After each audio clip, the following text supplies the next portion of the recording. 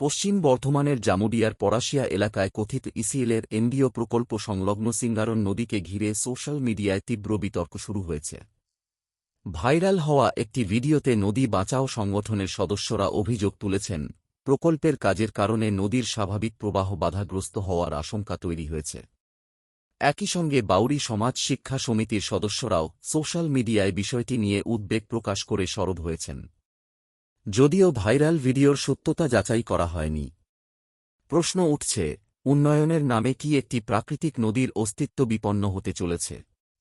যদি অভিযোগে সত্যতা থাকে, তবে পরিবেশের উপর তার প্রভাব কতটা ভয়াবহ হতে পারে? এই প্রশ্ন এখন সাধারণ মানুষের মধ্যেও ঘুরপাক খাচ্ছে।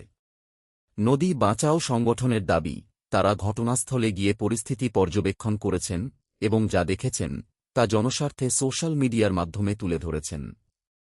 তবে এখনও পর্যন্ত সংশ্লিষ্ট সংস্থা, কোম্পানি বা প্রশাসনের পক্ষ থেকে এ বিষয়ে কোনো আনুষ্ঠানিক প্রতিক্রিয়া প্রকাশ করা হয়নি।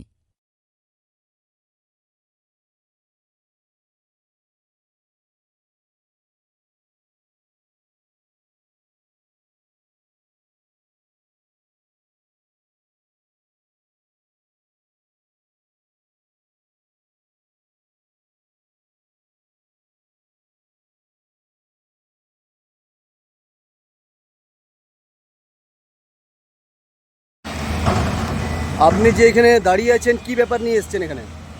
সে সূত্রে জানতে পারলাম যে কোনো কোম্পানি সিঙ্গারন নদীটাকে নষ্ট করছে, সাথে সাথে সিঙ্গারন নদীর গতিপথটাকে চেঞ্জ করার একটা পরিকল্পনা করছে। এটা আমরা শুনেছিলাম। তাই আজকে নদী কমিটির পক্ষ থেকে পরিদর্শন করতে এসে নিজের চোখে দেখতে পাচ্ছি যে জীবন্ত একটা নদীটাকে কীভাবে কবরের মতন ঘুরে সেই তার ভিতর দিয়ে পাস করানো হবে। অর্থাৎ আগামী দিনে এই নদীটা আর নদী হিসাবে থাকবে না, একটা উপযোগী খালে পরিণত করবে। যার ফলে এই ধরনের যদি নদীটাকে ডাইভার্ট করে দেওয়া হয়, তাহলে এলাকার মানুষ যারা আছেন, বিশেষ করে আদিবাসী সম্প্রদায়, যারা এখনও দেখলাম কিছু ওখানে শ্মশানের যে দাহগুলো আছে সেইগুলো এখনো পড়ে আছে, তাদের ইয়ে আছে। এটা কি মানে আদিবাসীরা তো মানে কবর দেন, শুধু তাদেরকে মাটি দেওয়া হয়, তাই না? এমন না ব্যাপার নয়, আদিবাসীদেরও মধ্যে ভাগ আছে যে এখনো অনেকেই পড়ান, আবার অনেকেই কবর দেন। কিন্তু আমরা দেখতে পেলাম এখানে শ্মশান, আদিবাসীদের শ্মশান এবং বিশেষ করে নন বেঙ্গলিদের শ্মশান এই নদীটার উপরেই আছে, সেইগুলো নষ্ট হয়ে গেছে। এবং আপনারা নিজের চোখে দেখতে পাচ্ছেন কতগুলো এই যে আপনার মাটি খনন কাজ চলছে কিভাবে। অর্থাৎ এক কথায় নদীটাকে নষ্ট। আমি আপনার কাছে একটা কোশ্চেন করতে চাই। এই যে নদীটা মানে নদীর গতিপথ চেঞ্জ করছেন, তা এটার নদীর গতিপথটা কোন সাইডে ছিল আগে?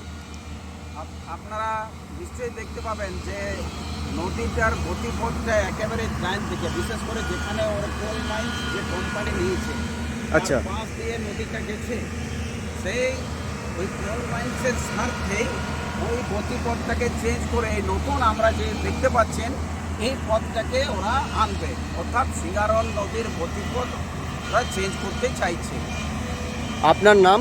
আমার নাম অজিত কুমার করা, সিঙ্গারন নদী বাঁচাও কমিটির কর্মী। ঠিক আছে, থ্যাংক ইউ।